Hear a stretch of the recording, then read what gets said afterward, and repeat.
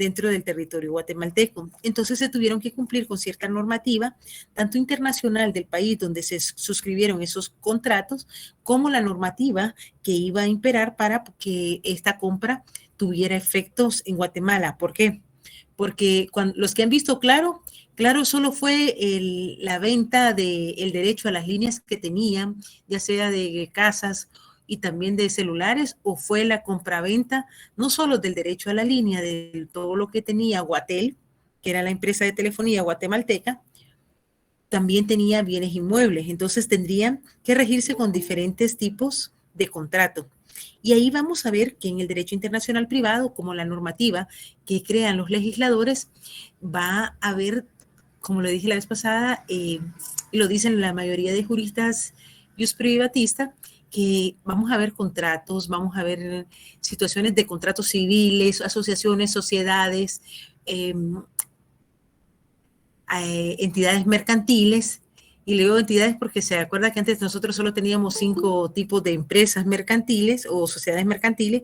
Hoy por hoy, con la innovación y la reforma que se hizo al Código de Comercio, pues hay ahora ciertas sociedades que pueden nacer como emprendimiento. Entonces vamos viendo que el derecho evoluciona y también las normas jurídicas, o cómo nos relacionamos con los extranjeros, o cómo vamos a tener o vamos a realizar ciertos actos jurídicos fuera de nuestra jurisdicción, fuera de nuestro país, fuera de nuestro territorio, o en determinado momento. Por ejemplo, ¿algunos de ustedes tienen familiares que se hayan ido al extranjero?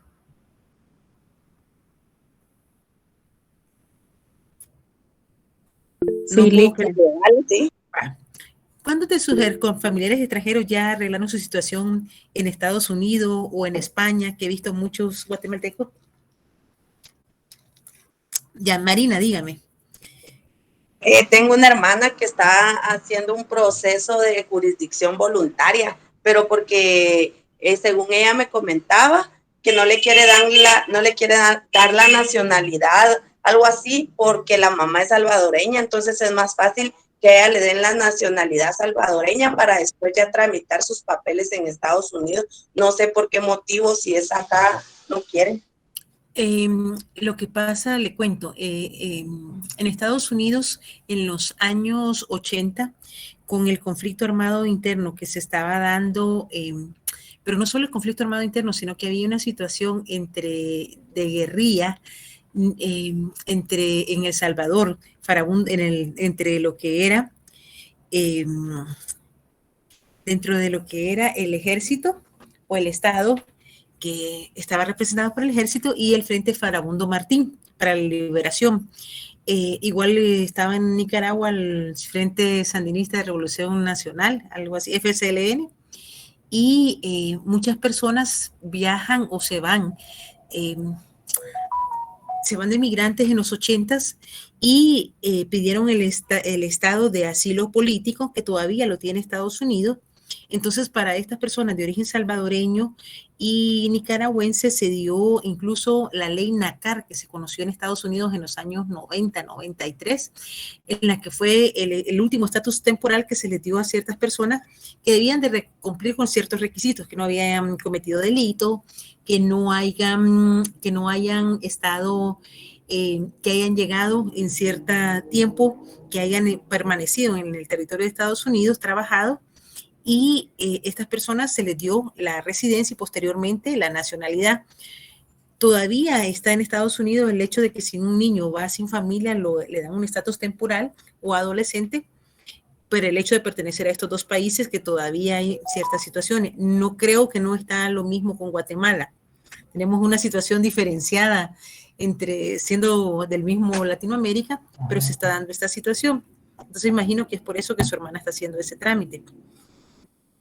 Pero tenemos también muchos compañeros migrantes que se fueron hace algunos años. Algunos han logrado primero sacar la residencia en Estados Unidos y después la nacionalidad. Lo que se hace en naturalización.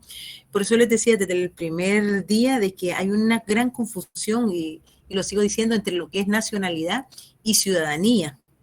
Y eso es importante, que como futuros abogados, ustedes siendo sancarlistas, pues estén bien preparados para poder llevar a cabo estos casos de jurisdicción voluntaria que muchas veces se complican, no porque no estén reglamentados en una ley que tenga efecto jurídico y que pueda ser exigible y accionarla ante un órgano jurisdiccional, sino el problema es porque muchas veces no tenemos un poquito de desconocimiento, un desconocimiento de ciertos requisitos esenciales. Entonces, también en su momento el catedrático Werner Goldschmidt lo define el derecho internacional privado como el conjunto de las soluciones de los casos ius privatista, el derecho privado, como elemento extranjero basados en el respeto hacia dichos elementos, es decir, hacia la persona que es extranjera y que está en un territorio de otro país. Las ciencias del derecho internacional privado enseñan las reglas y métodos para alcanzar estas soluciones. Y ¿cuál es el problema cuando estamos hablando?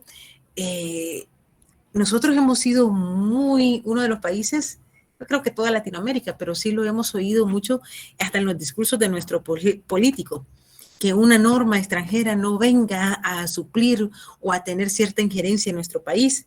¿Cuántos de ustedes han oído ese famoso discurso político?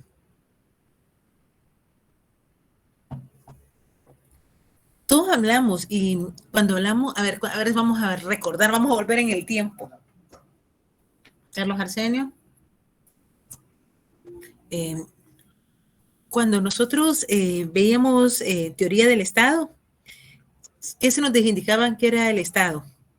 El Estado está constituido por varios elementos, entre ellos la población, que es lo más importante, que esté en un territorio determinado, que tenga normativa jurídica y que esa normativa sea fundada hacia cierto elemento. En el caso de Guatemala, uno de los elementos principales que está en el preámbulo es la justicia, pero él busca el bien común.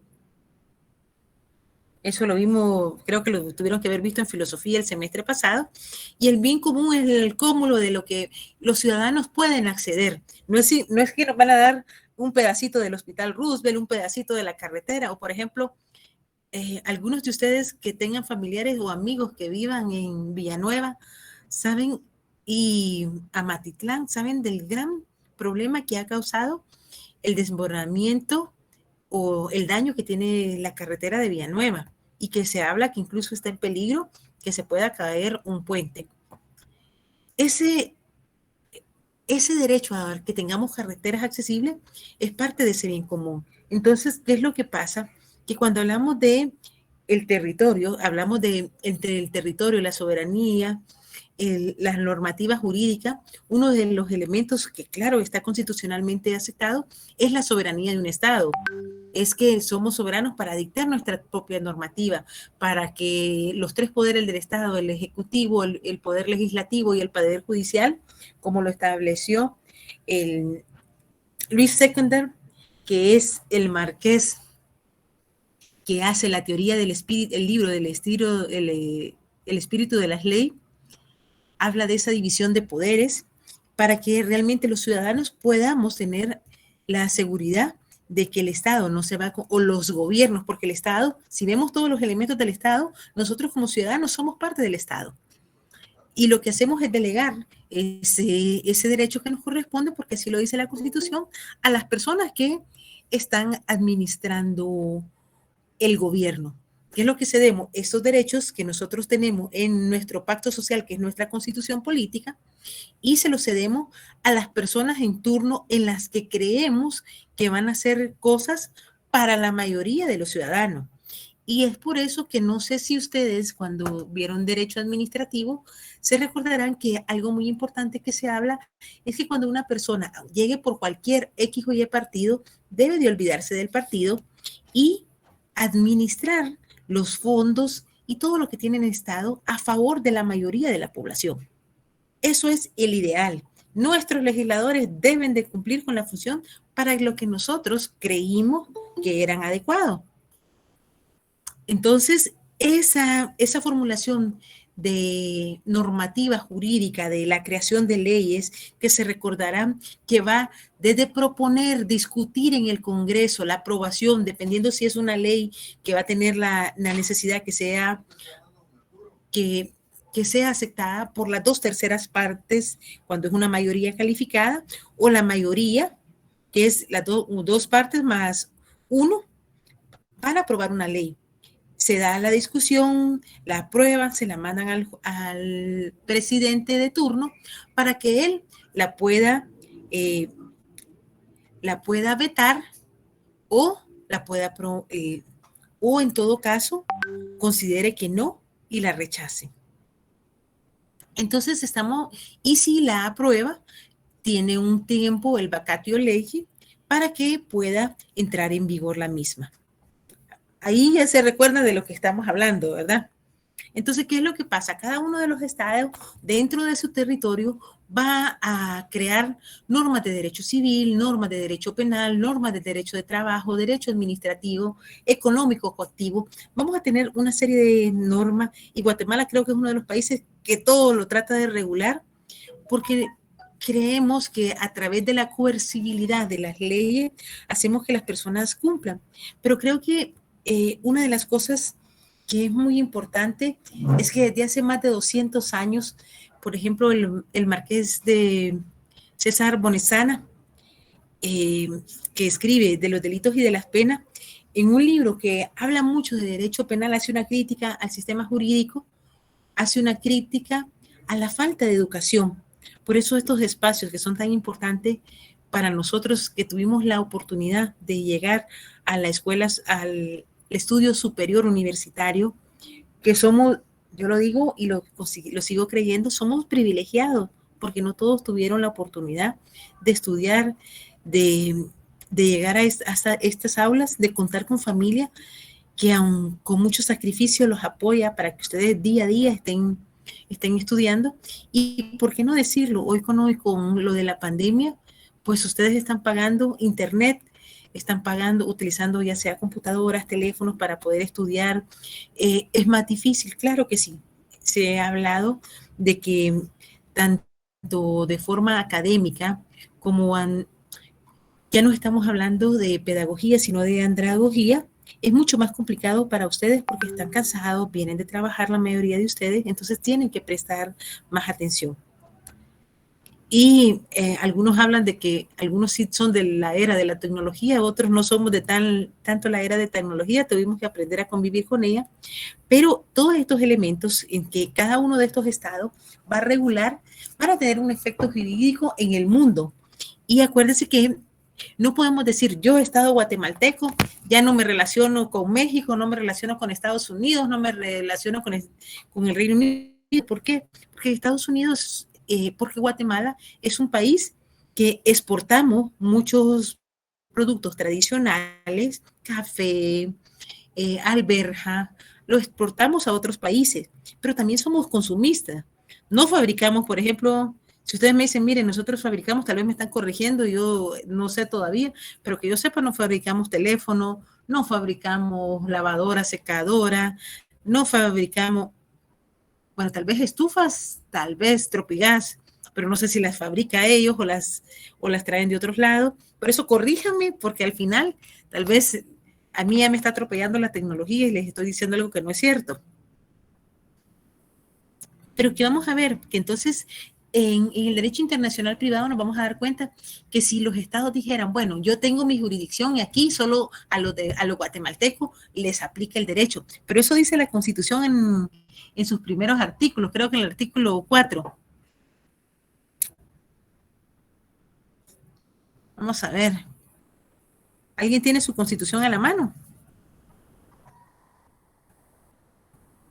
Ya se quedaron dormidos. Entonces voy a empezar a preguntar. Marín, Yasmín. Artículo 4. Perdona, licenciada, pero yo voy ahorita manejando, entonces no. No se preocupen. No hay problema, disculpen. Artículo 4. Sí, compañero. Carlos. Artículo 4. Libertad e igualdad. En Guatemala todos los seres humanos son libres e iguales en dignidad y derechos. Entonces vamos a darnos cuenta que aquí no está El diciendo... hombre y la mujer, cualquiera que sea su estado. Ajá. Sí, compañero. Entonces, todos somos iguales, ya seamos nacionales o seamos extranjeros. Ese es un principio que no solo se reconoce en Guatemala, sino que las sentencias de la Corte Interamericana, a través del principio de convencionalidad, ha ido estableciendo de que todas las personas somos iguales. Incluso, no sé si ustedes saben que en este momento hay una persona que se graduó de abogado y no le permitieron ejercer el notariado porque él no era guatemalteco de origen, es decir, que no era nacido en el territorio, no era hijo de padre guatemalteco y tampoco era centroamericano nacionalizado. Entonces él planteó ante la Corte Interamericana que había una violación al derecho de igualdad que la propia Constitución ha establecido. Les cuento que ya va avanzado las audiencias que se han declarado.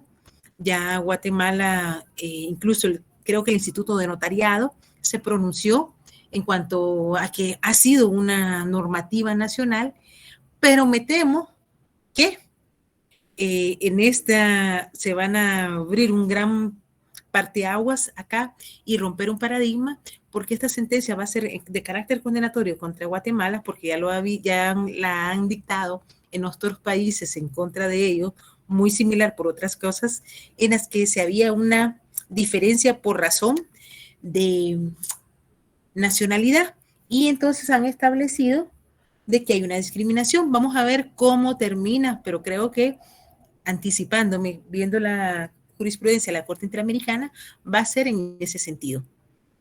Entonces, aunque seamos iguales ante la ley, todavía hay ciertas diferenciaciones en cuanto a ciertos elementos. El caso Henry, sí, Sara, exactamente. Hay que estar pendiente de esa resolución, pero creo que lo hemos estado platicando con algunos constitucionalistas a nivel internacional y tememos que la resolución va a ser de carácter condenatorio para Guatemala, ordenándose de hoy en adelante que cualquier abogado o cualquier persona que estudie Derecho y haya obtenido los títulos de abogado, la licenciatura y que sea notario, pueda ejercer aun y cuando no sea guatemalteco de origen. Entonces, eso va a ser algo muy importante para este curso y creo que para Guatemala como tal. Entonces, vamos a darnos cuenta que el planteamiento es eso, porque hay cierta normativa que nos dice que tenemos ciertas igualdades y lo que decimos, mire, pero ¿por qué me va a venir a decir una norma extranjera que le debo reconocer ciertos derechos? Bueno, como les dije, por razones económicas, por razones sociales, por razones de que siempre tenemos una interrelación con otros países, en el sistema jurídico no estamos de forma aislada, sino que es cierto, cada país está delimitado por su frontera, va a haber un ámbito espacial donde la normativa de cada estado va a llegar y estos sistemas jurídicos están compuestos por las leyes, también, como bien lo dijeron los compañeros, las costumbres, los reglamentos y la jurisprudencia. Esto va a depender también de qué tipo de sistema jurídico tengamos. Si tenemos el germano francés, que es el caso de Guatemala, o tenemos el anglosajón, el common law, que vamos a determinar también que se recuerdan. A ver, vamos a ver cómo están en derecho. ¿Qué es la jurisprudencia en Guatemala? Y tenemos jurisprudencia a nivel de la casación y tenemos la jurisprudencia a nivel de la Corte de Constitucionalidad, o que es la doctrina legal. A ver si se recuerda. Si no mal recuerdo, la jurisprudencia es fallos emitidos por la Corte de Constitucionalidad, fallos de la Corte Suprema de Justicia. Sí, como bien lo dijo el compañero que lo puso y usted también, por ejemplo, en el caso de la Corte de Constitucionalidad van a ser 3 fallos en el mismo sentido, ininterrumpido, contestes en el mismo sentido. Sin embargo, cuando es solo un fallo, estamos hablando de un precedente. Cuando son 3 fallos, van a ser, en el caso, ¿por qué? Porque nosotros tenemos el sistema germano francés.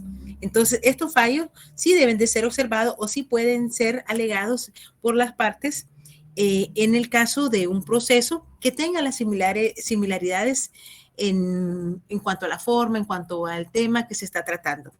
Pero también en cuanto al tema de casación, vamos a tener estos fallos conteste y en el tema registral se habla de 5 fallos de forma ininterrumpida. Entonces vamos a ver, y también la doctrina legal en el artículo 621 del Código Procesal Penal nos refiere que es la doctrina legal en la casación en el Código Procesal Civil y Mercantil.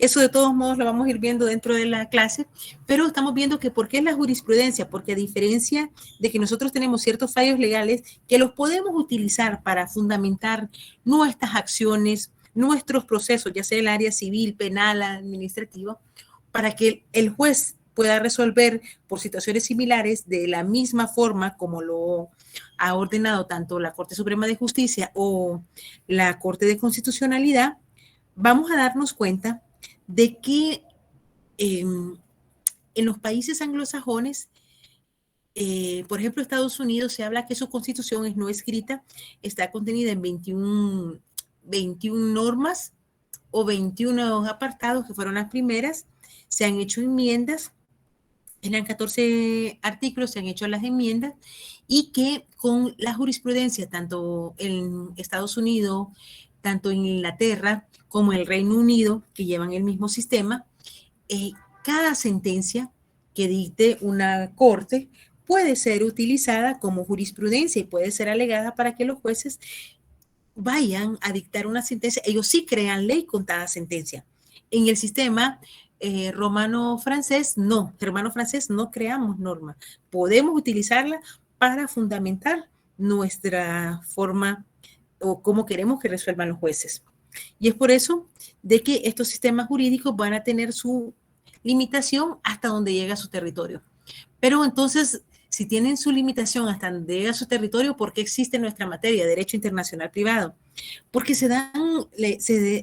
durante el transcurso de la historia, desde 1251 más o menos, de los años que empieza nuestro curso o ya empieza nuestra rama a estudiarse y a darse cuenta que era necesario que hubieran no solo los derechos internacionales públicos, pero también los privados para las personas que eran ciudadanos de cada uno de estos estados.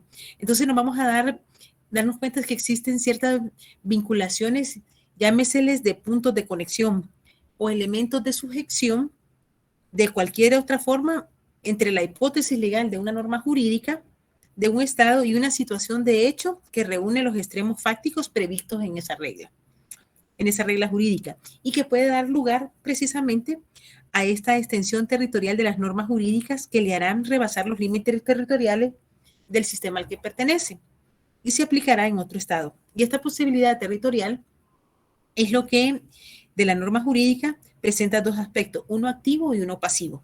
Esto es muy importante para cuando desarrollemos los conflictos de ley de carácter activo y los conflictos de ley de carácter pasivo. ¿Por qué? Porque en los conflictos de ley de carácter activo, los estados consideran que tienen facultad o la norma jurídica de su estado protege a sus ciudadanos, y otra norma jurídica o por ejemplo del país donde está dice no, la norma jurídica a aplicarse no es la de por ejemplo estamos hablando de un ciudadano francés que esté dentro del territorio guatemalteco que pueda pedir que se aplique la normativa con la que él llegó a tener sus derechos y no la normativa que le estamos queriendo aplicar.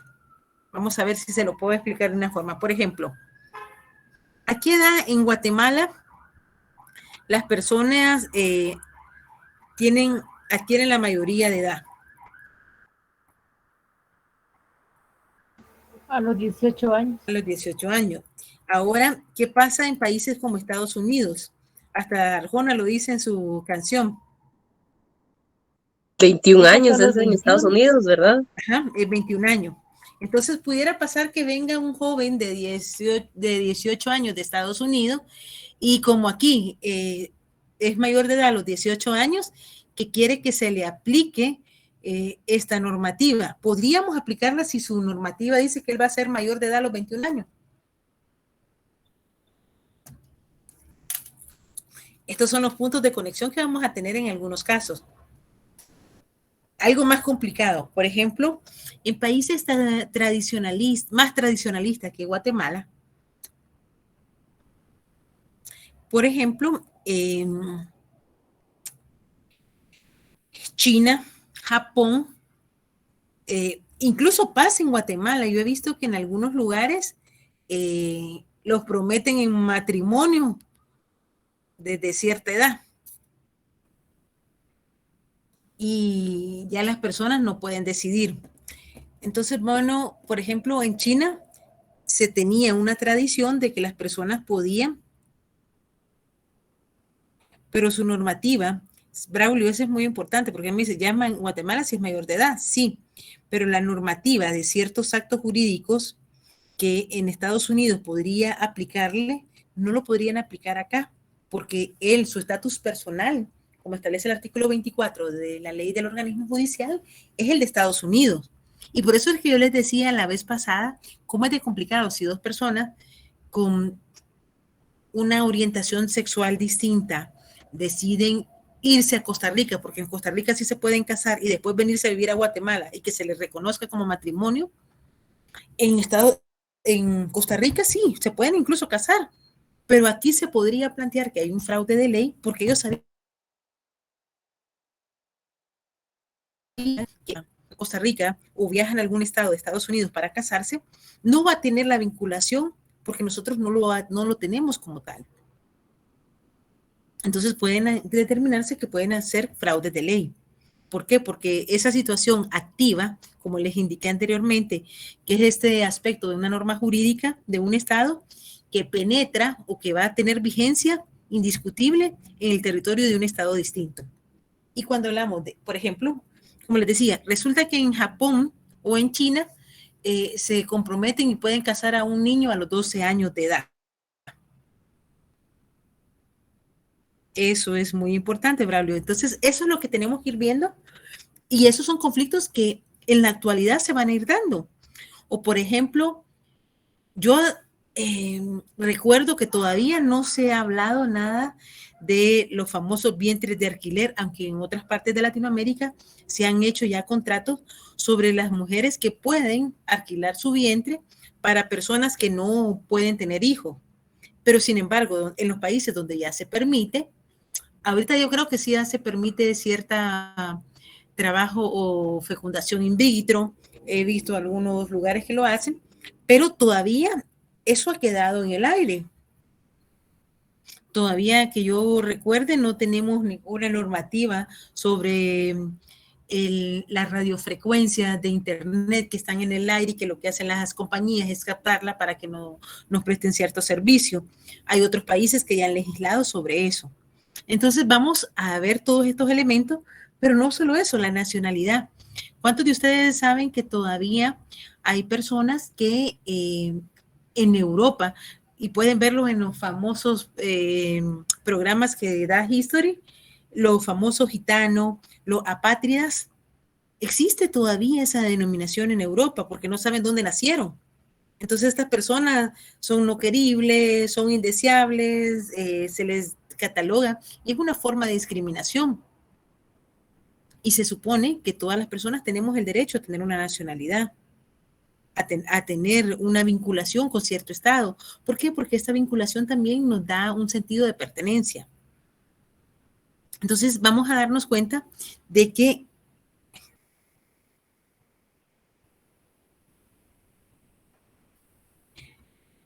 porque no es así en cuanto a que, si quiere, platiquemos con lo de la mayoría de edad.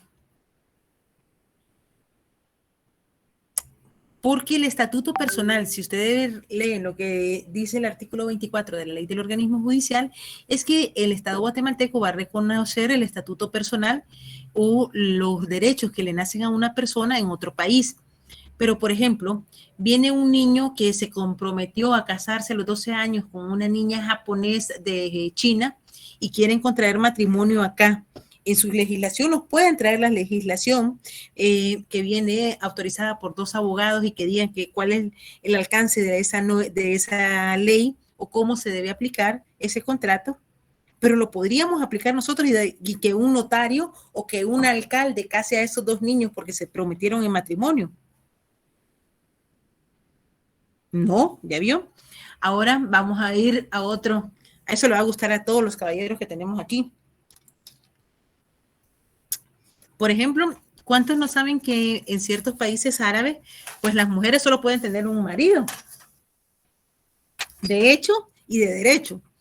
Pero en ciertos países ellos pueden tener muchas mujeres. O yo lo que les decía a algunos compañeros cuando les digo de este tema, bueno, compañeros, ustedes pueden tener las que puedan mantener, pero que puedan mantener con todas sus necesidades, no pidiendo prestado. Pero, por ejemplo, viene un señor que en Arabia está casada con 7 mujeres y se viene a radicar acá en Guatemala.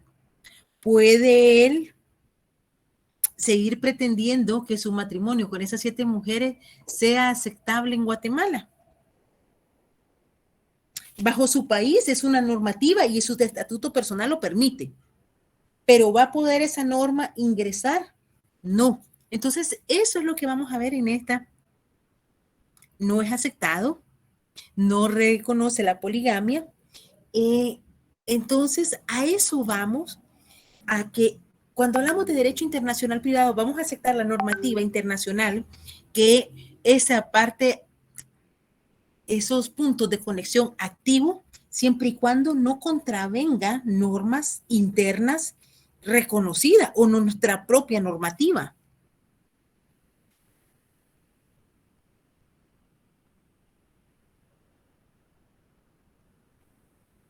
Porque si la mayoría de edad de ese extranjero es de 21 años allá, no podríamos nosotros pretender como una evasión a cierta norma, decir que como él está aquí ya tiene la mayoría de edad de conformidad con Guatemala. Diferente sería si este extranjero viene a Guatemala siendo joven y empieza un proceso de naturalización y se queda con las 2 ciudadanías. ¿Por qué? Porque entonces, si al tener la ciudadanía guatemalteca, ¿cuál ciudadanía? La ley de nacionalidad establece que cuando hay doble ciudadanía, y eso, por ejemplo, lo tienen muchos países centroamericanos, y por ejemplo, lo he visto mucho en Estados Unidos, no sé si tienen familiares. Mi papá tenía la ciudadanía americana cuando estaba vivo. Y, por ejemplo, él tenía su pasaporte estadounidense y tenía el pasaporte centroamericano. ¿Qué es lo que pasaba? Que en algunas veces él utilizaba, o muchos he visto que utilizan con el pasaporte americano de Estados Unidos e ingresan para no pagar o tener beneficios como llevar ciertas cosas a Centroamérica con el pasaporte centroamericano. O pueden ingresar con el pasaporte norteamericano. Depende del impuesto o ciertas situaciones que le van a permitir el tiempo de estadía, y es por lo que lo utilizan de esa forma. Pero la ley, en ese punto creo que está muy acertada, la ley de nacionalidad, es que la persona, aunque tenga doble nacionalidad, en un territorio o usa una nacionalidad o usa la otra. Pero no puede decir, en este momento soy gringo y en este momento soy chapín. Esos han ido elementos que también se han ido distinguiendo. Y el aspecto pasivo se da cuando un Estado, sin sentirse afectado en su soberanía, permite la introducción de una norma extraña a su sistema jurídico, es decir, que permite que esta norma extranjera pueda ser designada o pueda ser utilizada dentro de nuestro territorio. En la actualidad vamos a ver que esta necesidad de aplicación extraterritorial se da por situaciones, como les decía, económicos, geopolíticos, sociales, y no podemos decir que un Estado puede vivir, bueno, ya no rompemos relaciones con el banco porque tenemos una gran deuda con el Banco Interamericano de Desarrollo, o con otros porque ya no podemos pagar las deudas externas que tenemos, y decimos, hoy ya nos declaramos soberanos, rompemos con Estados Unidos, rompemos con los países, porque como les digo, tenemos relaciones bilaterales en cuanto a lo que exportamos, a lo que compramos, y posiblemente vamos a poder sobrevivir con los granos que se produzcan, con el pollo y todo, pero no creo que la economía o élite empresarial vaya a permitir también eso. Entonces hay situaciones que hacen que los estados tengan que reconocer cierta jurisdicción de las personas o normas jurídicas extranjeras dentro de nuestro territorio, y que estos extranjeros vienen a nuestro territorio y les vamos a reconocer sus derechos. Y esto va a ser significativo porque debemos de recordar que hay distintos procesos de producción y que dependerá de lo que se pretende importar y exportar o consumir en nuestro país. Por ejemplo, hoy por hoy hemos hablado, desde hace cuántos meses que estamos teniendo problemas con el petróleo por la situación que hay entre Rusia y Ucrania.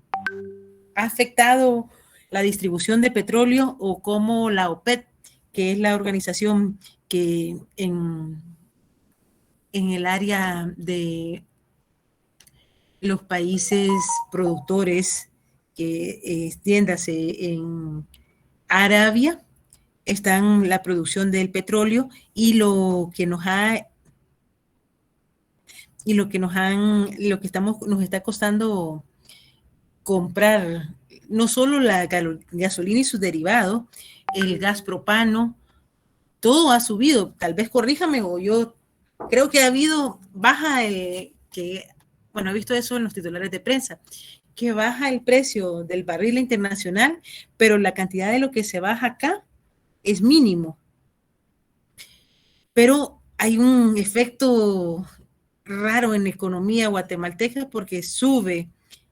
Por ejemplo, el petróleo entra hoy, ayer, y ya compraron el petróleo a un precio más barato, pero sube hoy por la noche el barril y mañana inmediatamente, ¿qué pasa con la gasolina? ¿Está más barato o ya le subieron?